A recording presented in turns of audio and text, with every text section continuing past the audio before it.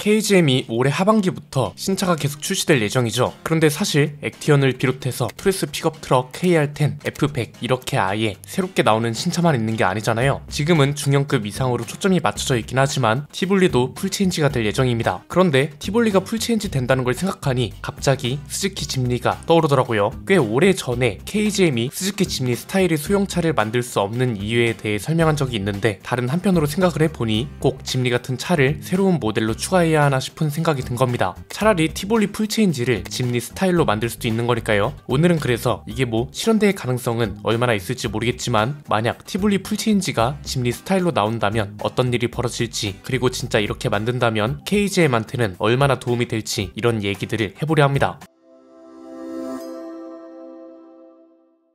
유행이라는 건 돌고 돌죠. 한창 레트로 열풍이 불기도 하고, 자동차 시장으로 치면 유선형 차체가 유행하다가 이제는 또 각진 차체가 좋다는 말도 나오잖아요. 자동차 크기도 마찬가지입니다. 여전히 큰 차가 한국에 잘 팔리고 있는 건 맞습니다. 판매량 순위를 보면 상위 5위권 모두 중형차와 대형차가 장악하고 있거든요. 그런데 우리가 주목을 잘 안 해서 그렇지 소형차 시장도 꿈틀대고 있는 게 사실입니다. 실제로 판매량 데이터를 보면 2022년 대비 2023년 판매량이 17% 가까이 늘었습니다. 경차는 줄었지만 소형차 는 거의 준대형차 수준으로 증가율이 컸다는 거죠. 뭐 이유는 여러 가지가 될 수 있습니다. 1인 가구가 늘어나는 것도 있을 거고요. 그에 따라 큰 차보다는 작고 실용적인 차를 다시 찾고 있는 추세이기도 하고, 공유차 시장도 커지고 있습니다. 제품 측면으로 보자면 경차보다 선택지가 많고 주차난은 요즘은 무시할 수 없고, 전기차 시장하고도 연결이 될 수 있을 것 같은데, 전기차가 지금 가격 안정화가 필요하다고 하잖아요. 기업 입장에선 수용차 위주로 나오는 게 가격 경쟁력을 갖추기에 유리한 것도 있고요. 이에 따라 신형 소형 전기차가 자주 등장하고, 그만큼 소형차 시장에 대한 주목도도 높아지고, 그렇게 시장이 활성화가 되는 거죠. 전기차를 싫어하는 분들은 기름값 덜 들면서 실용적인 차를 찾게 되고, 그런 면에서는 소형 SUV가 제격이기도 하고요. 이런 것들을 다 따져보면 티볼리가 앞으로도 KGM한테 중요한 차가 될 수 있다는 거죠. KGM은 티볼리를 무시하면 안 됩니다. KG 그룹한테 넘어오기 직전 쌍용차를 멱살 잡고 끌고 왔던 차입니다. 물론 영업이익이 좋아서 돈을 많이 벌어다 준 차는 아니었죠. 그러나 점유율 상승에 큰 도움을 준 건 사실이고, 무엇보다 한국 소형 SUV 시장을 본격적으로 활성화시킨 게 티볼리이기도 합니다. QM3와 트랙스가 먼저 등장하긴 했지만 판매량이 그리 높지 않은 상태였다가 티볼리가 등장하면서 소형 SUV 수요가 급증했고요. 그 뒤로 코나와 스토닉이 출시됐고, 몇 가지 모델 가지치기를 통해 셀토스가 있는 지금의 국산 소형 SUV 시장이 정착하게 된 거죠. 마침 티볼리는 풀체인지를 해야 할 시기가 됐습니다. 처음 출시된 게 2015년이니까 벌써 내년이면 출시된 지 10년이 되는 거잖아요. 소형차는 풀체인지 주기가 비교적 길다고 쳐도 세대 교체를 해야 할 시기가 됐다는 걸 부정할 수 없습니다. 작년 2차 페이스리프트 이후로 판매량 부진을 면하지 못하고 있는 것도 사실이고요. 슬슬 풀체인지 관련 이야기가 나올 때가 됐고, 아마 회사 내부적으로도 논의가 있을 걸로 보이는데요. 어차피 논의 단계니까 티볼리가 스즈키 짐니 스타일로 풀체인지 된다고 상상을 해보자고요. 이렇게 나오는 것도 중요하지만 잘 팔려야 회사에 도움이 된다는 것도 무시 못하잖아요. 짐니 스타일로 나온다면 잘 팔릴 수 있는 이유, 판매량 부진을 이겨낼 수 있는 돌파구가 꽤 있습니다. 크게 세 가지인데요. 첫 번째는 우선 인정을 해야 합니다. 도심형 SUV로는 승산이 없다는 걸 인정해야 한다는 건데, 이유는 간단합니다. 셀토스의 가격과 상품성을 이기기가 굉장히 힘들 겁니다. 코나가 풀체인지가 되고 트랙스 크로스오버가 그렇게 돌풍이었는데 왜 여전히 셀토스가 1위를 하고 있겠어요? 간단합니다. 4기통 엔진에 8단 변속기, 여기에 페이스리프트를 거치면서 실내화 옵션 구성도 풍부해졌고, 가격은 또 2천만원대 초반으로 구매가 가능하니 이 정도 크기의 SUV를 찾는 소비자들한테는 이만한 차가 없는 거죠. 그리고 현대기아차의 신차 주기도 KGM이 적극적으로 따라갈 수 없는 것도 사실이고요. 만약 티볼리가 또 도심형 SUV로 출시가 된다면 직접적인 경쟁 상대가 너무 치열합니다. 셀토스부터 코나, 트랙스 크로스오버, 여기에 트레일 블레이저와 XM3까지 경쟁을 해야 하는 거니까 상품성을 위해 개발 비용은 많이 들여야 하면서, 동시에 이 차들보다 저렴해야 승산이 있으니 개발 비용 대비 수익성 기대가 크지 않다는 거죠. 그런데 짐니 스타일로 나온다면 이야기는 달라집니다. 우선 디자인이나 상품 구성 방향성이 아주 많이 달라지겠죠. 사실 신차의 첫인상을 결정하는 게 디자인이기 때문에 지금 이 급에서는 없는 지프형 스타일이 잠재 고객들의 관심도를 끌어올리는 데에 굉장히 큰 역할을 할 겁니다. 여기에 남성 고객들뿐 아니라 여성 고객들도 충분히 사로잡을 수 있다는 게 중요합니다. 티볼리가 잘 팔렸던 이유 중 하나가 여성 고객들이 선호도가 높다는 것도 있었는데, 여기서 우리가 오해하면 안 되는 게 지프형 SUV라고 해서 여성들이 선호하지 않을 거라는 건 편견이죠. 지바겐이 여성들한테 의외로 인기 있는 이유를 잘 생각해 봐야 하고요. 짐니 같은 스타일의 차체도 작으면 이런 차는 또 꾸미는 맛이 있기 때문에 선호도가 상당할 겁니다. 즉 이미 치열한 도시명 SUV 시장이기 때문에 KGM이 정체성을 살리면서 독보적인 경쟁력을 갖추려면 짐니 스타일도 충분히 고려를 해볼 만하다는 거죠. 두 번째는 눈에 보이는 단점이 적다는 것도 한몫합니다. 이건 무슨 말이냐면 KGM 신차가 나오면 가장 많이 듣는 비판 중 하나가 뭔가요? 또 1.5 터보야? 거기에 6단 변속기, 차 크기에 비해 너무 작은 거 아니냐? 이거죠. 그런데 티볼리급의 1.5 터보 엔진이 들어가면 뭐라 할 사람은 없을 겁니다. 이 정도로 작은 차에 2000cc, 3000cc 엔진을 바라는 게 욕심이죠. 이 소리는 뭐냐면 다른 차들에 비해서 비교적 비판거리가 없기 때문에 짐니 스타일로 나오게 되면 긍정적인 신차 효과가 배가 될 거란 겁니다. 지금까지 나온 KGM 신차들 생각해보세요. 디자인 괜찮네? 실내도 이거 쌍용차 맞아? 가격도 꽤 괜찮은데? 아 근데 이거 뭐야? 엔진이 왜 이래? 가속 페달 반응은 또 왜 이래? 대부분이 이런 식이었습니다. 수많은 장점을 찾아도 마지막에 큰 단점 하나가 나와버리면서 많은 장점들이 묻혀버리는 거죠. 그런데 티볼리가 짐니 스타일로 풀체인지 되면 1.5 터보 엔진이 이 정도 크기의 차에 들어가는 건 이상하지 않고 이미 실내 분리 버튼도 부활한 다음에 나오는 차이기 때문에 크게 지적받을 만한 것도 없고 동시에 동급 다른 차들하고 짐니 스타일로 차별화를 둔다면 이 차를 선택하지 않을 이유가 없다는 거죠. 세 번째는 시기도 괜찮다는 겁니다. 티볼리는 풀체인지 할 때가 한참 지났습니다. 어차피 나와야 한다는 차란 거죠. 여기에 작고 저렴한 차는 어떤 게 가능하다? 시장 점유율을 대폭 끌어올릴 수 있는 절호의 기회죠. 즉 판매량이 많이 나오면서 KGM이 점유율을 크게 끌어올려줘야 하는 차가 티볼리 풀체인지고 그렇다면 이 차만의 강점을 살리면서 리스크를 줄일 수 있는 방법으로는 짐니 스타일을 고심해 봐야 한다는 겁니다. 냉정하게 얘기해서 셀토스와 비슷하게 나온다면 대부분의 사람들은 셀토스를 선택할 거고 이미 그런 상황이잖아요. 티볼리의 이미지가 그렇게 좋지 않은 것도 사실이고요. 대부분의 사람들이 티볼리가 한국 소형 SUV 시장을 활성화시켰다는 것도 잊고 있고요. 티볼리부터 쌍용차가 휘청기기 시작했다고 생각하는 사람들도 많습니다. 티볼리 출시 이후에 렉스턴하고 코란도도 티볼리 패밀리 룩을 써버리면서 소볼리, 중볼리, 대볼리라는 말이 탄생했잖아요. 패밀리 룩이 그래서 순서가 중요하다고 말씀드렸죠. 똑같은 패밀리 룩이라도 S클래스에 가장 먼저 적용되고 C클래스에는 그 다음에 적용된다면 S클래스를 닮은 C클래스가 되지만 반대가 되면 어떤가요? 스타리아에 가장 먼저 패밀리 룩이 적용되고 이걸 나중에 그랜저가 이어받는다면 이건 스타리아를 닮은 그랜저가 되어버리기 때문에 순서가 굉장히 중요하다고 말씀드렸잖아요. 만약 렉스턴에 먼저 이 디자인이 적용됐다면 이야기가 달라졌을 수도 있지만 이 당시 인도 마인드라의 입김이 너무 강했다고 했죠. 저희가 전에 드렸던 일화가 렉스턴은 원래 EV9처럼 세로형 헤드램프를 적용받고 차체도 현행 모델보다 훨씬 크게 나올 예정이었는데 마인드라가